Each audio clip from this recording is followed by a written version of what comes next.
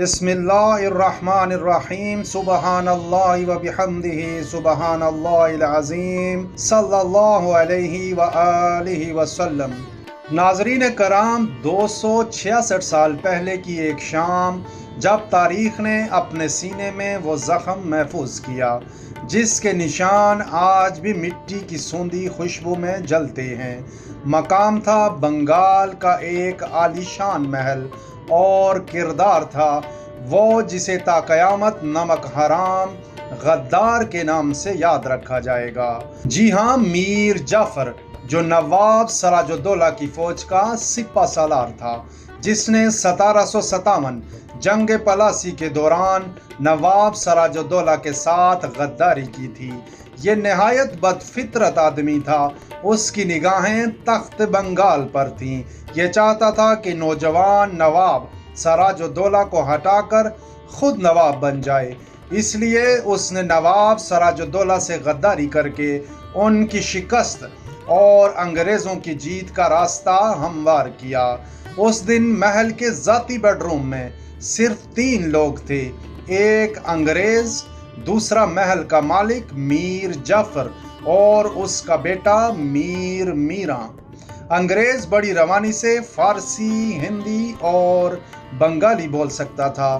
بات چیت شروع ہوتے ہی چند لمحوں بعد انگریز نے قرآن پاک محل کے مالک میر جعفر کے سر پر رکھا اور بیٹے کے سر پر اس کا ہاتھ اور کہنے لگا، قسم کھاؤ جو میں کہوں گا وہی کرو گے، بدلے میں تمہیں حکومت، دولت اور طاقت ملے گی۔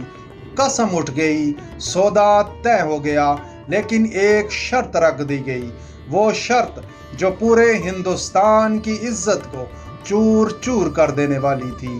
فوری طور پر اگلے ہی دن انگریزوں نے جنگ کا اعلان کر دیا۔ مقام تھا پلاسی کا میدان۔ ایک طرف انگریز تھے صرف 3100 اور دوسری طرف نواب سراج الدولہ کی فوج جو 50,000 جوانوں پر مشتمل تھی۔ توپیں، ہاتھی اور ایسے بیل تھے جنہیں صرف توپیں کھینچنے کے لیے بہار میں نسل در نسل پالا گیا تھا۔ سراج الدولہ کو جیتنے کی پوری امید تھی، لیکن انگریز پرسکون تھے کیونکہ وہ ایک میٹنگ کر چکے تھے۔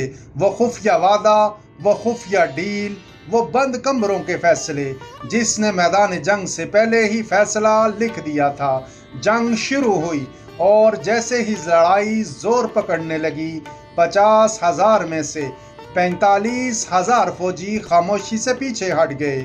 میر جعفر کے ایک اشارے پر وہ ہاتھی، وہ توپیں اور وہ سپاہی سب چپ چاپ بنگال کو دشمن کے حوالے کر چکے تھے اور صرف 11 گھنٹوں میں بنگال کی سلطنت انگریزوں کی جولی میں آ چکی تھی۔ میر جعفر کی لالچ اور غداری کی وجہ سے بنگال سے اسلامی حکومت ختم ہو گئی تھی اور بر صغیر پر انگریزوں کے قبضے کا راستہ ہموار ہو گیا، جو اگلے 190 سال تک برقرار رہا۔ لیکن یاد ہے نا وہ شرط جو میٹنگ میں رکھی گئی تھی؟ انگریزوں نے اسے بھی پورا کیا۔ نواب سراج الدولہ کو قتل کیا گیا۔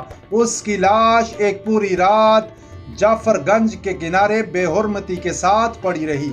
پھر اگلی صبح اسے ایک ہاتھی پر ڈال کر شہر بھر میں گھمایا گیا، یہاں تک کہ اس کی ماں آمنہ بیگم کے گھر کے سامنے سے بھی اسے گزارا گیا۔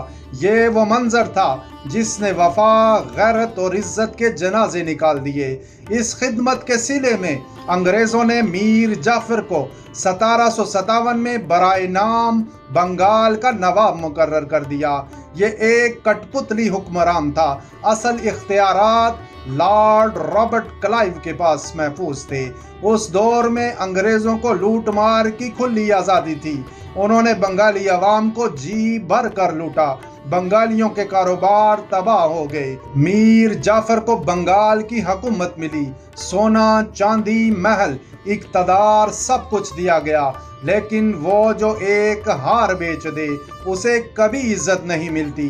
آخرکار میر جعفر بھی ذلت سے مرا، تنہا، بے نام، بے قدر، اور آج 266 سال بعد وہ محل کھنڈر بن چکا ہے، اور جب بھی کوئی وہاں سے گزرتا ہے تو رک کر کہتا ہے یہی ہے نمک حرام غدار کا محل، یہی وہ مقام ہے جہاں میر جعفر نے قوم کی غیرت بیچی تھی اور تاریخ نے اسے کبھی معاف نہیں کیا۔